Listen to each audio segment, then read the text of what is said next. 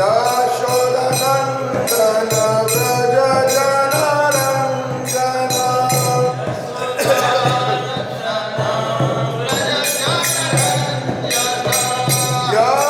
यशोदनन्दन व्रज जनरञ्जन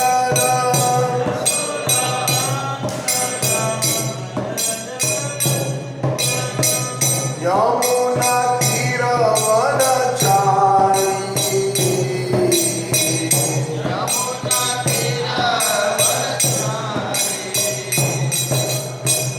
यमुना तीरवनचारी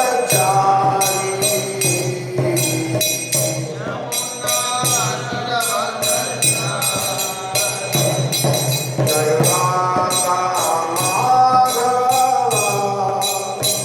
कुंज बिहारी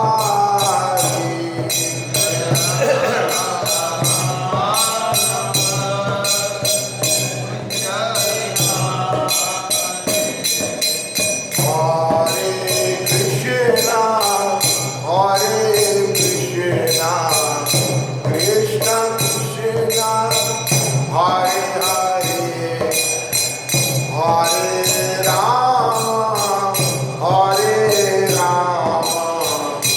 राम राम हरे हरे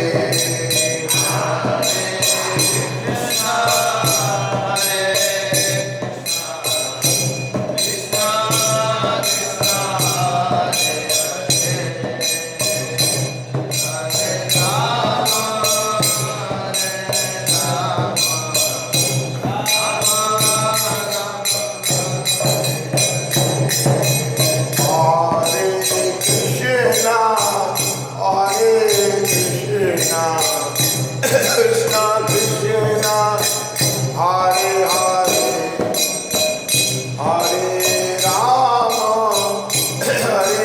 राम राम राम हरे हरे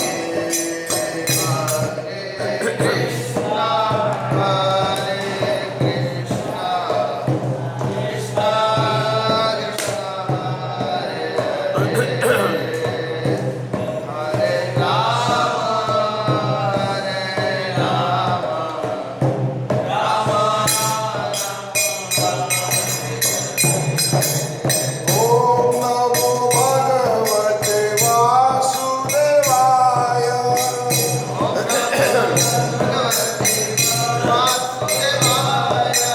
ओम नमो भगवते वासुदेवाय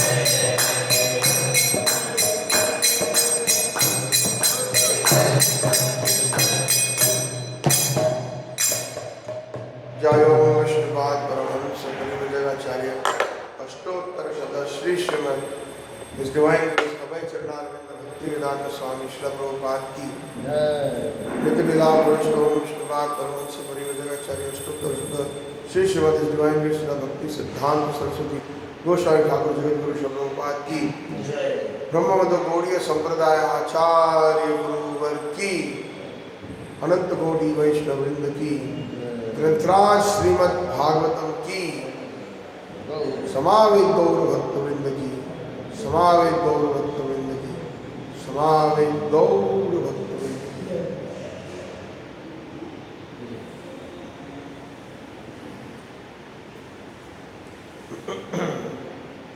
तो आज का जो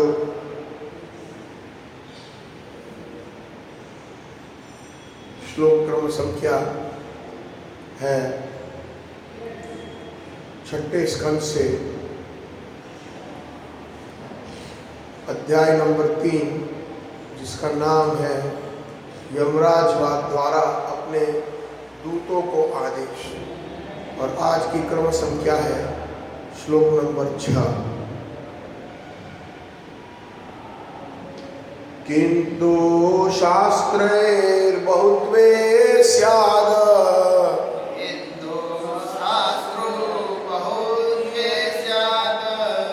किंतु शास्त्रो बहुत्वे स्याद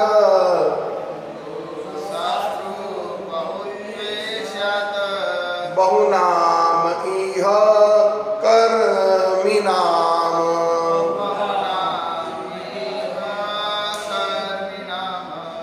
बहुनाम इह कर्मिणाम्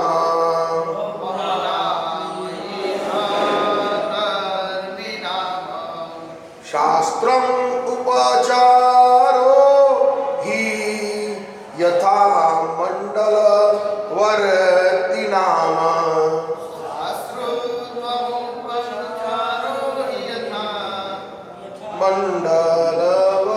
मंडलवर्तिनाम शास्त्रम उपचारो हि यथा मंडलवर्तिनाम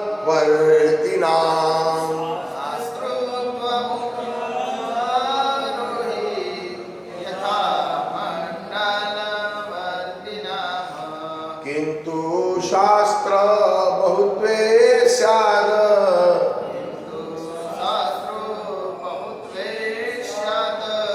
बहुनाम इह कर्मिणाम्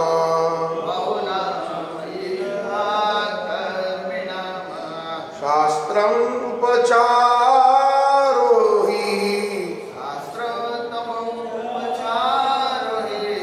यथा मंडलवर्तिनाम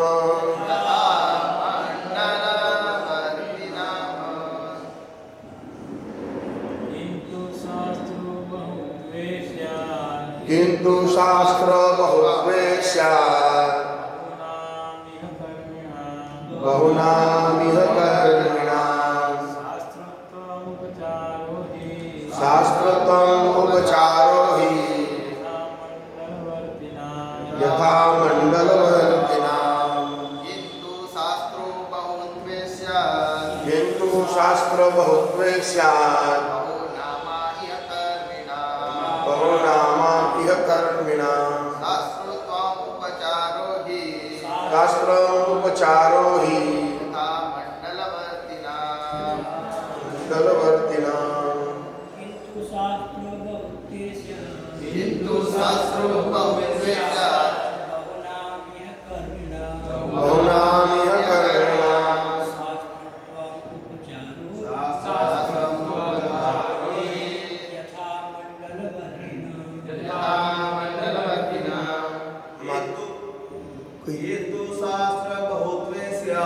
किंतु शास्त्र बहुत्वे स्यात् बहुनामिह कर्मिणाम् शास्त्रत्वमुपचारो हि यथा मंडलवर्तिनाम् किंतु शास्त्र बहुत्वे स्यात् बहुनामिह कर्मिणाम्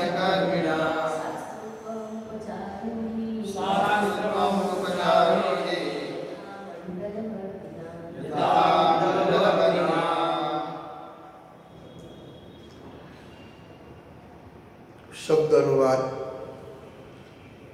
किंतु लेकिन शास्त्रों राज्यपालकों का या निर्णायकों का बहुत्व विविधता में स्यात् हो सकता है। बहना अनेकों का इस जगत में कर्मिणाम कर्म करने वाले पुरुषों का शास्त्रस्त्वम विभागीय व्यवस्था उपचार प्रशासन ही निसंदेह यथा जिस तरह मंडलवर्ती नाम विभागीय अध्यक्षों को अनुवाद और तात्पर्य श्री प्रभुपाद महाराज श्री प्रभुपाद जी की। यमदूतों ने आगे कहा, चूंकि कर्मों अनेक है, अतएव अनेक न्याय करने वाले निर्णायक या शासक भिन्न भिन्न हो सकते हैं, किंतु जिस तरह एक केंद्रीय सम्राट विभिन्न विभागीय शासकों को नियंत्रित करता है, उसी तरह सारे निर्णयों के मार्गदर्शन हेतु एक परम नियंता होना चाहिए। तात्पर्य, सरकारी व्यवस्था में विभिन्न लोगों को न्याय दिलाने के लिए विभागीय अधिकारी हो सकते हैं, किंतु कानून को एक होना चाहिए और इस केंद्रीय नियम को चाहिए कि हर एक को नियंत्रित करे। यमदूत इसकी कल्पना नहीं कर सकते कि दो निर्णायक एक ही मामले में दो भिन्न भिन्न निर्णय दे सकते हैं।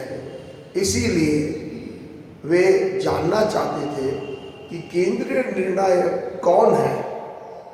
यमदूतों को विश्वास था कि अजामिल सबसे बड़ा पापी व्यक्ति है और यमराज उसे दंड देना चाहते हैं, किंतु विष्णु दूतों ने उसे क्षमा कर दिया। यही उलझन थी जिसे यमदूत यमराज से स्पष्ट करा लेना चाहते थे। ओम ज्ञानतिमिरान्धस्य ज्ञानाञ्जनशलाकया चक्षुरुन्मीलितं येन तस्मै श्रीगुरवे नमः। वाञ्छाकल्पतरुभ्यश्च कृपा सिन्धुभ्य एव च पतितानां पावनेभ्यो वैष्णवेभ्यो नमो नमः। आराध्यो भगवान् ब्रजेश तनयस् तद्धाम वृन्दावनं रम्या काचिदुपासना ब्रजवधवर्गेण तया कल्पिता। श्रीमद्भागवत पुराणयमलं प्रेम कुमार्थो महान् श्री चैतन्य महाप्रभुर्मतैदं नायत्रयाग्रहपरः। नारायणं नमस्कृत्यं नरं चैव नरोत्तमं देवीं सरस्वतीं व्यासं ततो जय उदीरये। श्रीमन्तास्मकथा कृष्णा पुण्यश्रवणकीर्तनं हृदि अन्तस्तभद्राणि विदुनोति सुहृत्सतां। नष्टप्रायेषु भद्रेषु नित्यं भागवत सेवया भगवती उत्तमश्लोके भक्तिर्भवति नैष्टिकी। आजानुलंबितो भुजौ कनकायवधातो संकीर्तने पितरो कमलायताक्षो विश्वंभरो द्विजवरो युगधर्मपालो वंदे जगत्प्रियकरो करुणायवतारो। पतित पावन निताय गौर सुंदर की जय। श्री ग्रंथरा श्रीमद् भागवतम की जय। श्रील प्रभुपाद अनंत कोटि वैष्णव वृंद की जय। गौर प्रेमानंदे हरि हरि बोल। गौर प्रेमानंदे हरि हरि बोल। गौर प्रेमानंदे हरि हरि बोल। तो सबसे पहले मैं आप सब भक्तगण को मेरे दंडवत प्रणाम करता हूँ। मेरे दंडवत प्रणाम श्रील प्रभुपाद जी को, कोटि कोटि प्रणाम हमारे गौड़ीय गुरु वर्ग को। और मैं याचना करता हूँ वैष्णवगण से, हमारे आचार्यगण से, प्रभुपाद जी से, गुरुदेव जी से, कि जो भी मेरी वाणी मेरे मुख से निकले वो वैष्णवों को, प्रभुपाद जी को प्रसन्न करे। और यद्यपि त्रुटियाँ हैं तो क्षमा कर दें मुझे, और इस प्रवचन का सार ग्रहण करें। मेरे में कई मेरे में त्रुटियां हैं, कई मेरे में गलतियां हैं, लेकिन मैं आप सबसे क्षमा याचना पहले ही मांग लेता हूँ। सार जरूर ग्रहण कीजिएगा, तात्पर्य क्या है इसका ये समझें। कभी कभी छोटी मोटी गलतियां हो सकती हैं, उसके लिए मैं क्षमा चाहता हूँ। तो आज के श्लोक के अंदर एक बार दोबारा अनुवाद पढ़ लेता हूँ। यमदूतों ने आगे कहा, चूंकि कर्मी अनेक है, अतएव उनके न्याय करने वाले, निर्णायक या शासक भिन्न भिन्न हो सकते हैं, किंतु जिस तरह एक केंद्रीय सम्राट विभिन्न विभागीय शासकों को नियंत्रित करता है, उसी तरह सारे निर्णयों के मार्गदर्शन हेतु एक परम नियंता होना चाहिए। तो मैं पिछले 2 दिन से इस अध्याय में श्लोक नंबर 3 से लेके 2 से लेके 6 श्लोक तक हम लोगों ने चर्चा की।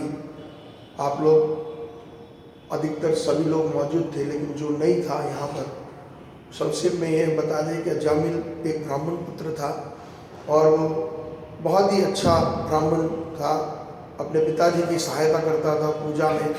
और एक दिन सुबह वो निकला अपने नित्य कर्म के अनुसार, वो मंडी में गया फूल आदि, तुलसी आदि लेने, तो घर वापस नहीं लौटा, क्योंकि उसने रास्ते में एक वेश्या को देख लिया और वेश्या से वो आकर्षित हुआ।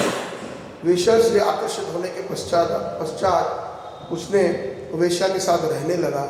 और वेश्या को पैसे चाहिए, पैसे की सखी होती है वेश्या, तो पैसे उसके पास थे नहीं, तो कई अनेक गलत काम करने लगा, डकैती आदि, झूठ बोलना, चोरी करना, और लोगों से मांग करके वेश्या को पैसा ला करके देता था। इस तरह उसने वेश्या के साथ कई साल गुजारे और उसने 10 पुत्र जन्म दिए वेश्या को। उसमें जो लास्ट जो पुत्र था, उसका आखिरी पुत्र, उसका नाम साधुओं की कृपा से वेश्या को कुछ साधुओं ने बताया कि इसका नाम नारायण रखना, तो वेश्या ने उसका नाम नारायण रख लिया। अंत समय आया और अजामिल अपने शयन कक्षा में लेटा हुआ था, तब क्योंकि उसका पाप का घड़ा इतना बड़ा था, तो अंत समय में यमदूत आए। और यमदूत जो आए तो उसकी जीव को पाशन से बांध करके उनको ले जाना चाह रहे थे, लेकिन जैसे ही उनको उसके जीव को बांधा और दंड के लिए वो नरक की तरफ ले जा रहे थे, उसी समय अजामिल चीखा नारायण। और वैसे वो नारायण जब वो चीखा, वो अपने बच्चे जो छोटा, जो आखिरी में जो बच्चा जन्म हुआ था, वो फर्श के ऊपर खेल रहा था, उसको पुकार रहा था भयभीत हो करके। जैसे अगर कोई हम घर में कुछ अकस्मात या एक्सीडेंट हो जाता है, तो घर में जो भी होता है हम पहले उसी का नाम लेते हैं, तुरंत चीखते हैं उसका नाम। तो क्योंकि उसका बेटा वहाँ पर फर्श के ऊपर खेल रहा था, तो उसी का नाम उसके मुख पर आया। और जैसे ही नारायण का नाम मुख पर आया, तो तुरंत ही 4 विष्णुदूत प्रकट हुए वैकुंठ से, और उन्होंने यमदूतों को अजामिल के जीव को ले जाने से रोका, और उसकी जो पाशन थी, जो बंधे हुए जीव को उसने छुड़ा दिया। और यमदूत से बहुत सुंदर वार्तालाप हो रहा है। उसके पहले अध्याय में ये बताते हैं सुखदेव गोस्वामी, व्यासदेव जी और प्रभुपाद जी ने बहुत सुंदर उसमें भावार्थ लिखे हैं, तो जरूर पढ़िएगा। ये बहुत ही महत्वपूर्ण अध्याय है, और ये खास करके ये जो अध्याय है वो हरिनाम की महिमा या महात्म्य के बारे में बताता है। ये जब उसने नारायण का नाम उच्चारण किया तो उस समय विष्णुदूत प्रकट होकर के उसको छुड़ा लिया। तो यमदूत पूछ रहे हैं कि भाई इसको क्यों छुड़ा रहे हैं आप, और पहले तो आप कौन हो, आप इतने सुंदर हो, देवी देवता जैसे लग रहे हो। तो उन्होंने अपना परिचय दिया कि हम विष्णुदूत हैं और हम इसको लेने आए हैं, आप उसको नहीं ले जा सकते। तो यमदूतों ने पूछा भैया देखो हमारे पास तो बड़ा लंबा लिस्ट है, ये पाप का घड़ा उसका इतना भर चुका है, तो हमारे स्वामी यमराज जी ने उसको ले आने के लिए आदेश दिया है और आप हमें रोक रहे हो, ये उचित नहीं है। तो जब वार्तालाप में ये बात निकलती, वो कहते हैं कि जिसने भी हरि का नाम एक बार मुख से ले लिया जाने अनजाने में भी, तो फिर उसको यम यातना नहीं होती, उसका जो है उसकी गति सदगति होती है। ये अगर आप हमारे पर यकीन नहीं करते तो आप अपने स्वामी को जा कर के पूछिएगा। तो ऐसे संक्षेप में यही बात चलती है। और भी बताते हैं, और भी कई चीज़ें हैं, जैसे कि यद्यपि कोई अगर वैष्णव तिलक लगाता है, कंठी माला तुलसी की पहनता है, तो उस पर यमदूतों का अधिकार नहीं होता। ये बहुत जरूरी है ये समझना। और तुलसी माला आदि तिलक आदि करने से यमदूत बिल्कुल निकट नहीं आते हैं। ये एक भगवान के चिन्ह हैं। भगवान के शरीर के ऊपर कोई ये लगा ले तो चाहे वो कितना भी पापी हो, वैसे पापी पुरुष लगाएगा ही नहीं जो पापी व्यक्ति है, लेकिन कोई वैष्णव है उससे जाने अनजाने में कोई पाप भी हो जाता है, लेकिन उसके मुखमंडल पे तिलक है और उसके गले में कंठी माला है, तो बस उसका तो उद्धार अवश्य है। उसको शायद अगर दोबारा एक जन्म या 2 जन्म लेने भी पड़े तो उसको दोबारा वैष्णव जन्म मिलेगा और उसका जो है निश्चय उद्धार होगा, चाहे वो कितने भी पाप कर चुका हो। ये बहुत ही मतलब महिमा है ठाकुर जी के नाम की, ठाकुर जी के चिन्हों की, ठाकुर जी के जो प्रतिनिधि तुलसी देवी की। ये मतलब ये भक्तों की कृपा है। तो ठाकुर जी अपने भक्तों की कृपा कभी मना नहीं कर सकते किसी को। तो हरि का नाम जब उसने लिया अनजाने में, हालांकि उसने अपने पुत्र को पुकारा, तो वो उनका जो यमदूत का जो है अधिकार उसी समय क्षण हो गया, छिन्न भिन्न हो गया। यमदूत जो है निराश होकर के, क्रोधित होकर के यमराज के पास जाते हैं और यमराज जी से ये प्रश्न पूछते हैं अनेक प्रकार के कि ये कैसे हो सकता है, आप बताइए, हम खाली हाथ आए हैं, आपका निर्देश है, आप ही ने कहा था कि इसको दंड होगा, इसकी बड़ी लंबी लिस्ट है पापों की, फिर भी वो हमको रोका गया।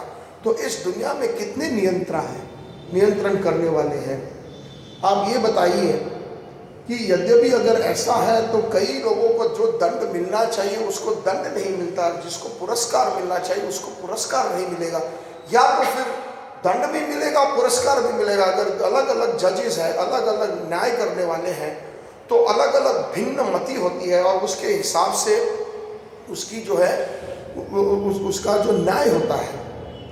इसके पहले वाले श्लोक में भी भावांत में प्रभुपाद जी लिखते हैं कि यद्यपि अगर हम साधारण अगर कोर्ट के अंदर जाते हैं और कोई केस हार जाता है तो वो अपील कर सकता है उच्च कोर्ट में, हाई कोर्ट आदि, सुप्रीम कोर्ट में। और अक्सर देखा गया है कि जो निम्न कोर्ट का जो डिसीजन था उससे भी वो डिसीजन को रिवर्स किया जाता है कभी कभी, और वो जो जिसने केस को जो अपील करी है हाई कोर्ट में या सुप्रीम कोर्ट में, उसको केस जीत दी जाता है, जो हारा हुआ केस। तो कहने का तात्पर्य यह है कि एक यहाँ पर इस श्लोक में भी एक ऐसा सेंट्रल नियंत्रण होना चाहिए जो नियंत्रण करता है, जिसका एक न्याय हो, जिससे वहाँ पर त्रुटियां ना हो। और ये न्याय करने वाला कौन है, तो ऐसे करके ये प्रश्न पूछते हैं और यमराज जी इसके बाद वाले श्लोकों में उसका बहुत सुंदर जवाब देते हैं। यही सार इसका ये है कि सबसे बड़े नियंत्रण वो स्वयं कृष्ण भगवान है। कहते हैं कि मेरे ऊपर भी कोई है, ऐसे मत समझिए कि मेरे ऊपर नहीं है। हम लोग कई लोग गलती कर बैठते हैं कि देवी देवताओं की भी हम उपासना करते हैं भावुक होकर के, तो देवी देवताओं को हम भगवान समझते हैं और हम उसको अल्टीमेट समझते हैं, हम उनको आखिरी में, उनके ऊपर परख कोई नहीं है। ये हमारी मूर्खता है। जैसे ये यमदूतों को भी अबोध है, उनको ये पता नहीं है कि यमदूत हमारे स्वामी है लेकिन उनके भी कोई स्वामी है। एक बहुत सुंदर भजन है, अगर मुझे मिल जाता है, तुम ही सर्वे सर्वेश्वर व्रजेंद्र कुमार। देखिए अगर मुझे मिल जाता है तो उनकी जो पंक्तियां है,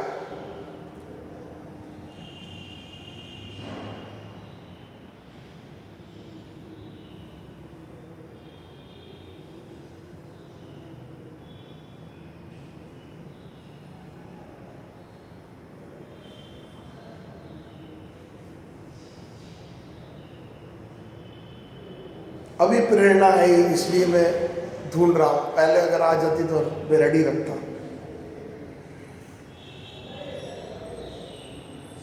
ठाकुर का भजन है। जी मिल गया।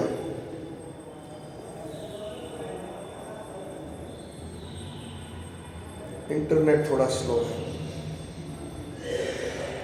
तो भक्तिविनोद ठाकुर जी कहते हैं कि तुम ही सर्वे सर्वेश्वर ब्रजेंद्र कुमार। ईश्वर का अर्थ ये हुआ जो एक नियंत्रा है, जो नियंत्रण करता है, जो कंट्रोल करता है, उसको ईश्वर कहते हैं।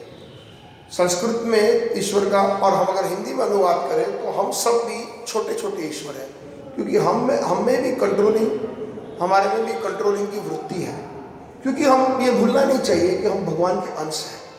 तो भगवान का जो अंश होता है, जितनी भगवान में क्वालिटी है उतनी सारी क्वालिटी हमारे में भी है, लेकिन भगवान में विभु है वो जो गुण है, और हमारे में अनुगुण है। जैसे उसका एक उदाहरण दे, मान लीजिए ये मेरी चादर है सारी, ये 100% ये चादर है, और इसके उसमें से अंदर से छोटा सा अगर सूत में निकालता हूँ, छोटा सा ये मैंने तोड़ दिया, तो इसकी क्वालिटी क्या होगी?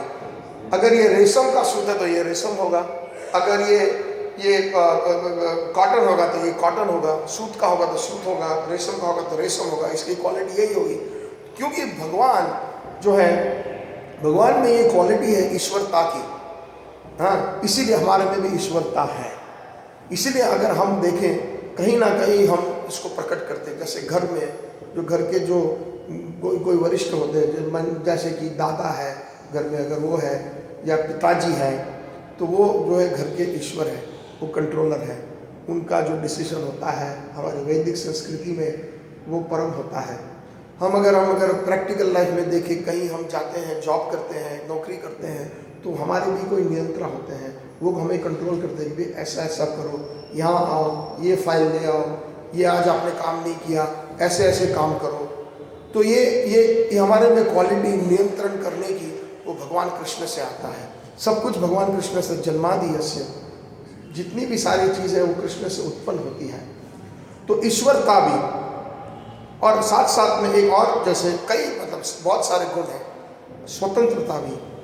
भागवत में भी ये कहा गया है कि कृष्ण जो है वो स्वराट है। जन्मादियस्य यतो अन्वयात् इतरतश्च अर्थेषु अभिज्ञ स्वराट। कृष्ण संपूर्ण तरह से स्वराट है, इंडिपेंडेंट है, स्वतंत्र है। और जो कि वो स्वतंत्र है, और जो कि हम उनके अंश हैं, तो हमारे में भी अनुस्वतंत्रता है। और इस अनुस्वतंत्रता को जब हम अच्छी तरह प्रयोग करते हैं उसका, तब हम कृष्ण से दोबारा जुड़ सकते हैं। और अगर उस अनुस्वतंत्रता को हम विपरीत भाव से या विमुख होकर के, कृष्ण से विमुख होकर हम रहना चाहते हैं, तो वो भी हम कर सकते हैं। इसीलिए हमें तटस्थ जीव कहा गया है। कभी हम भगवान की ओर हम मुड़ सकते हैं, या तो कभी हम माया की ओर, क्योंकि हमारे पास ये अनुस्वतंत्रता है। वहाँ पर कृष्ण भी दखल अंदाजी नहीं करता। अगर वो दखल अंदाजी करता है तो फिर हम कृष्ण के अंश कैसे हो गए? हम अंश नहीं हो सकते, क्योंकि ये क्वालिटी कृष्ण ने हमें प्रदान की है, क्योंकि हम उनके अंश हैं। तो यहाँ पर ठाकुर भक्तिविनोद जी ने बहुत सुंदर, ये इसी संधान में हम कह सकते हैं, प्रेरित हुए हैं उनके भजन को याद कर करके, कहते हैं तुम ही सर्वेश्वरेश्वर, सर्वेश्वरेश्वर, सब ईश्वर के आप ईश्वर हो। यानी हम जीवों के ईश्वर हैं, देवी देवताओं को भी ईश्वर माना जाता है, क्योंकि वो भी नियंत्रण है, अलग अलग डिपार्टमेंट उनके हाथ में। जैसे इंद्रदेव है, उनके हाथ में वर्षा है, वरुण देव है, उनके हाथ में वायु है। तो ऐसे करके कितने सारे, वरुण देव तो उसके है ना, पानी के, जल के हैं, क्षमा करना, जल के हैं। तो अलग अलग देवी देवताओं का उनका अलग डिपार्टमेंट होता है। हाँ, तो लेकिन उनके सबसे जैसे ब्रह्म संहिता में ये श्लोक है, आप भक्त लोग तो जानते हैं, ईश्वर परम कृष्ण, जितने ईश्वर है उससे परम जो है वो कृष्ण है। तो तुम ही, आप हो कृष्ण, सर्वे सर्वेश्वर, सारे ईश्वरों के ईश्वर है वो ब्रजेंद्र कुमार। यहाँ पर ब्रजेंद्र कुमार भक्ति विनोद ठाकुर ने शब्द का प्रयोग किया है। यहाँ सिर्फ कृष्ण या वसुदेव या नारायण, वासुदेव या नारायण नहीं प्रयोग किया, क्योंकि कल हमने जो प्रेजेंटेशन में कल जो आप लोग थे उससे पता चलता है कि जो ब्रजेंद्र कुमार कृष्ण है, नंद नंदन कृष्ण है, यशोदा नंदन कृष्ण है, गोपी जन वल्लभ कृष्ण है, राधा रमन कृष्ण है, राधा श्याम सुंदर है, वो ही गोलोक वृंदावन में जो ब्रजेंद्र नंदन है वो ही विस्तार करते हैं अपने आप का। बलदेव जी और आदि जो है जितने भी विभिन्न अंश हैं, तो सारों को कंट्रोल करने वाले जो सर्वे सर्वेश्वर ब्रजेंद्र कुमार, जो व्रज के कुमार है, जो 16 साल के जो कृष्ण है वो ओरिजिनल है, वो पूर्ण पुरुषोत्तम भगवान है और सबको नियंत्रित करते हैं। वो बलदेव जी को भी उन्हीं से उत्पन्न होते हैं, तो बलदेव जी को भी आदेश देते हैं, उन्हीं को प्रेरणा देते हैं। बलदेव जी से लेके ब्रह्मा जी को भी आदेश देते हैं गर्भोदकसाई विष्णु के माध्यम से कि ऐसे ऐसे ऐसे आप जो है सृष्टि का निर्माण कीजिए। तो बड़े बड़े देवी देवताओं और छोटे छोटे जीव से लेकर, इसीलिए तुम ही सर्वे सर्वेश्वर ब्रजेंद्र कुमार, तुम्हार इच्छा है विश्व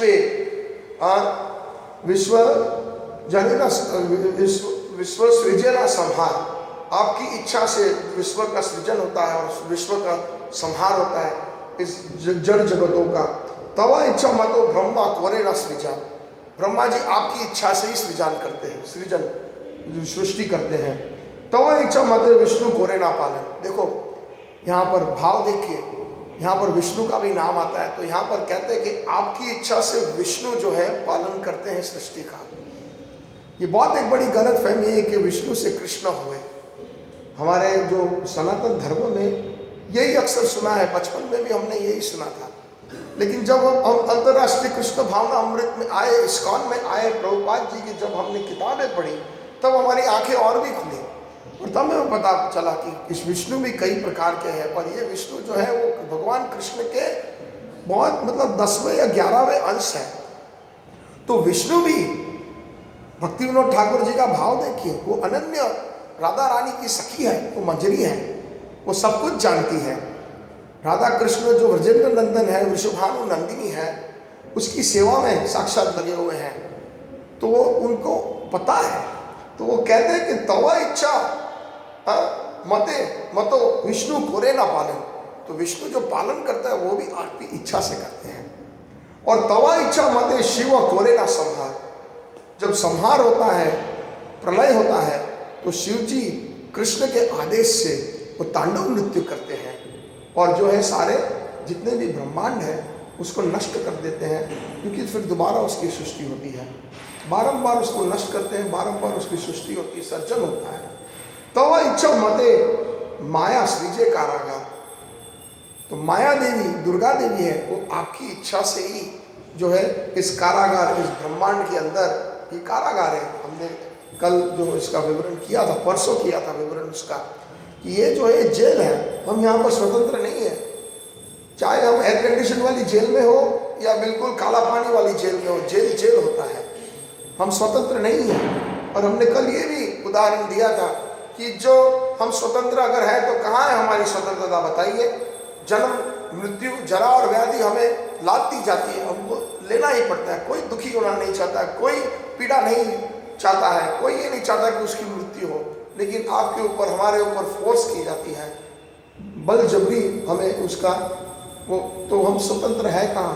हम कौन है? हम जीव है, और जीव स्वतंत्र नहीं है। जीव इस भौतिक शरीर के अंदर बद्ध है। तो तव इच्छा मते शिव कोरे ना संहार, तव इच्छा मते माया सृजे कारागार। ब्रह्म संहिता में भी ये श्लोक आता है, सृष्टि स्थिति प्रलय साधन शक्ति रेव छाया यस्य भवनानि विवर्ति दुर्गा इच्छा अनुरूपम अपि यस्य चेष्टते सा गोविंदमादि पुरुषम तमाहम भजामि। भगवद गीता में भी एक श्लोक ऐसा है। क्या श्लोक है? मया अध्यक्षेन प्रकृति सुयाते सुचरम, मेरे मेरे मेरे अथॉरिटी से प्रकृति माया देवी उसका कार्य करती है। तो जो जो दुर्गा देवी की उपासना करता है, हाँ, जो शिव जी की उपासना करता है, जो विष्णु की उपासना करता है, उसको ये तत्व समझना चाहिए कि उन सब का पावर कहाँ से आता है। तुम ही सर्वेश्वरेश्वर ब्रजेंद्र कुमार, तव इच्छा मते जीवे न मरण जन्म मरण, तव इच्छा मते जीवे न जन्म मरण। हमारे जीव का हमारे हाथ में क्या है? जीव और जीना और मरना कृष्ण के हाथ में है। एक बार ये एक हमारे लिए तत्व की बात है, कहीं अगर इसमें भी ये लीला में थोड़ी त्रुटि हो जाए तो माफ कर देना, लेकिन उसका सार ग्रहण करें। पहले ही बता देते हैं हम हाथ जोड़ करके। जो युधिष्ठिर महाराज ने किसी को कहा था कि कल हम ये कार्य करेंगे, तो भीम जो है जा करके सारे नगर में धंधोरा पिटाता है और कहते देखो भैया, मेरे बड़े भ्राता युधिष्ठिर ने काल के ऊपर विजय पाया है। काल के ऊपर उसने विजय पाया क्योंकि उसने कह दिया कि कल हम ये करेंगे, जैसे कि उसको पता है कि कल वो उसकी आंखें खुलने वाली है। हाँ, काल कर्म गुणाधीनो देहो अयम पंच भौतिका कथम मन्यान गोपाए सर्पग्रस्त यथा परम। ये बहुत अच्छा एक श्लोक है, मुझे याद नहीं है कौन से अध्याय में है, भागवत में ही है। काल कर्म गुणाधीनो, हम जो जीव है, बद्ध जीव है, वो काल कर्म और गुण से अधीन है, हम उससे फ्री नहीं है। प्रकृति क्रियामाणानि गुणे कर्मणि सर्वस अहंकार विमूढ़ात्मा कर्ता अहम इति मन्यते। तो काल कर्म और गुण हम उसके अधीन है, हम जो है स्वतंत्र नहीं है। काल कर्म गुणाधीनो देह अयम पंच भौतिका, ये देह पांच पंचभूत से बना हुआ है जो हमारा स्थूल शरीर है। कथम अन्यान गोपाए, वो सोचते हैं कि मैं दूसरों की रक्षा करूंगा। हाँ, मेरे ख्याल में ये वहाँ का प्रसंग है जब युधिष्ठिर महाराज एक दिन जब महाभारत का युद्ध जीत जाते हैं और ये बाद में सारे के सारे जो कौरव है, धृतराष्ट्र के 100 पुत्र मर जाते हैं, तो धृतराष्ट्र और गांधारी फिर पांडवों के घर में रहने लगते हैं और युधिष्ठिर महाराज उनको बहुत ही मतलब इतना प्रेम और इतना आदर देते थे जैसे कि अपने माता पिता से भी अधिक। तो युधिष्ठिर महाराज और गांधारी उनके साथ रहने लगे। ये महाभारत के बाद की बात चल रही है। तो एक दिन ऐसा हुआ, वो घर में थे तो विदुर जी अपनी यात्रा से वापस आए और जब वापस आए तो धृतराष्ट्र को अभी भी घर में पड़े हुए रहते हुए इतनी उनकी जो है वृद्धावस्था में देख करके इतने सारे दिन घर में बिताने के बाद उसको उपदेश देते हैं कि आप ये क्या कर रहे हो, ये भीम का जूठा आप खा रहे हो। मतलब उनको ऐसे ऐसे उपदेश दे रहे हैं कि उनके चोट लगे हृदय के अंदर। दंत विशीर्ण, आपके दांत जो है वो हिल रहे हैं। कफ सर आग, आप जब कफ करते हो तो राग के साथ आपकी छाती से कफ निकल रहा है, मतलब आप अभी मृत्यु की ओर बढ़ रहे हो और आप अभी तक घर में बैठे हो। आपको शर्म आनी चाहिए भ्राता, निकलो वन में निकलो, वानप्रस्थ हो जाओ। ये आसक्ति क्या है घर में रहने की। तो ये विदुर जी उनको उपदेश देते हैं, बहुत सुंदर उपदेश है, थोड़ा बहुत जितना याद है मैं आपके समक्ष प्रकट कर रहा हूँ। तो धृतराष्ट्र और गांधारी, धृतराष्ट्र को बड़ा ये सदमा हो गया, बैठ गया। उसने बोला ये बात तो बिल्कुल सही है, मैं क्या कर रहा हूँ। तो सुबह सुबह भोर में ही वो अगले दिन वो निकल पड़े, जंगल की ओर प्रस्थान कर लिया, मोक्ष की ओर, अपनी अंतःकरण की शुद्धि के लिए। तो जब सुबह युधिष्ठिर महाराज जागे और वो हर सुबह जाकर के पहले उनको प्रणाम करते थे, माता पिता को, ज्येष्ठ माता पिता है उनके। तो जाकर के जब प्रणाम किया करने के लिए गए कक्ष में तो वो उनको वो दोनों नजर नहीं आए। तो सारे महल में खोजा, पूछा कि आपने देखा है मेरे ज्येष्ठ माता पिता को, कहाँ है। और सारा ढूंढने पर भी उनको कहीं भी ढूंढने पर नहीं मिले। तो फिर वो विलाप करने लगे युधिष्ठिर महाराज के, हाय हाय, ये मेरे से क्या गलती हो गई कि मेरे ज्येष्ठ माता पिता कहाँ चले गए, अब उनके इस बुढ़ापे में उनको कौन देखेगा। इनके मन में ये भाव आया। तो उस समय नारद जी प्रकट हुए और नारद जी ये श्लोक बोलते हैं, काल कर्म गुणाधीनो देहो अयम पंच भौतिका कथम अन्यान गोपाय। युधिष्ठिर महाराज आप क्यों चिंता कर रहे हो इतनी, हम खुद जो है काल कर्म गुण के अधीन है और हम दूसरों की रक्षा क्या करेंगे। हम अगर सोचते हैं कि हम दूसरों की रक्षा करते हैं, ये हमारे अधीन है, तो ये सबसे बड़ी हमारी मूर्खता है। हाँ, देहो अयम पंचभौतिका, हमारा देह ये पंच महाभूत का बना है। सर्पग्रस्त यथा परम, काल के रूप में एक बहुत बड़ा अजगर है, सर्प है, और हम उसके मुंह के समक्ष खड़े हैं, और कभी भी काल जो है सर्प उसका मुंह बंद कर सकता है और हमें बिल्कुल अंदर खा सकता है। हमारी ऐसी अवस्था है, तो हम क्या कथम अन्यान को पाए, दूसरों अन्य लोगों को हम कैसे रक्षा कर पाएंगे। तो ये भाव प्रकट करते हैं नारद जी, ऐसे करके युधिष्ठिर को सांत्वना देते हैं कि आप चिंता मत करो, आपके ज्येष्ठ माता पिता अब अपनी सदगति के लिए निकल गए हैं घर से, और जिसके लिए वो जो भगवान है वो स्वयं रक्षा करेंगे। तो ये है, तो तव इच्छा मति जीवेर जन्म मरण। कपिल देव देवती माता जी को भी तीसरे स्कंद में कहते हैं कि कर्मणा दैव नेत्र न देहो जंतु उपपते स्त्रिया प्रविष्ट उदरम पुरुष रेतु कणाश्रय। देव के नियंत्रण से, देव मतलब यहाँ कृष्ण, कृष्ण के नियंत्रण से हाँ जीव जो है जन्म लेता है एक पर्टिकुलर एक निश्चित माँ बाप या माँ की योनि के अंदर। हाँ, तो देव के भगवान कृष्ण के नियंत्रण से। तो तवा इच्छा मते जीवेर जन्म मरण समृद्धि निपत्य दुख सुख संघटन। अगर हमारे समृद्धि भी मिलती है तो वो भी कृष्ण की कृपा है। कोई अगर सोचता है कि मैंने मेहनत की है, मैंने बहुत पैसे कमाए हैं, मैंने इतना मतलब मजदूरी की, मेरे पास कुछ नहीं था, ऐसे भी कोई लोग हैं जो इतना गर्व करते हैं। जब मैं यहाँ मुंबई शहर में आया गांव से, या मैं अमेरिका आया तो मेरी जेब में सिर्फ $10 थे, इतने ही रुपये थे, लेकिन देखो आज मैंने कितनी बड़ी इंडस्ट्री खड़ी कर दी। तो ये जो समृद्धि है वो कृष्ण की कृपा है। भक्त ऐसा सोचता है ये कृष्ण की कृपा है, हमें नहीं सोचना चाहिए कि हमने। और जब दुख भी आता है वो भी कृपा है, दुख भी आता है तो वो भी कृपा है।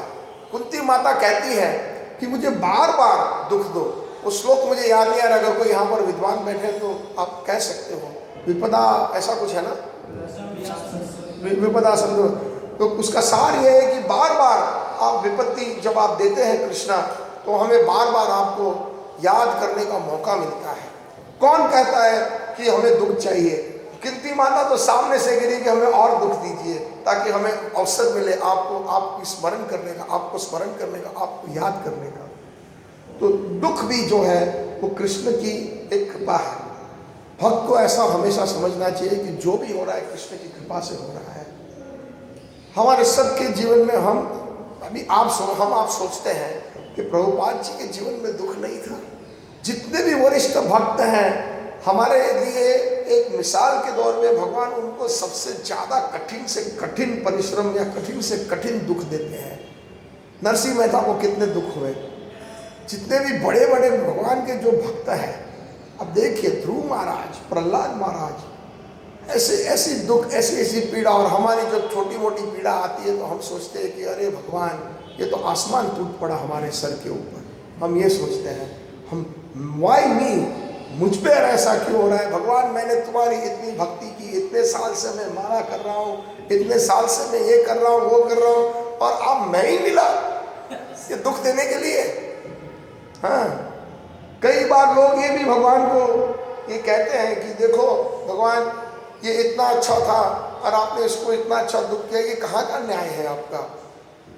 मेरे माता पिता इतने अच्छे थे और इसको कैंसर दे दिया, इतनी पीड़ा दी। लेकिन हम देखते हैं बहुत छोटे छोटे, हम दूरबीन से देख रहे हैं, हमको देखना है बड़ी दृष्टि से।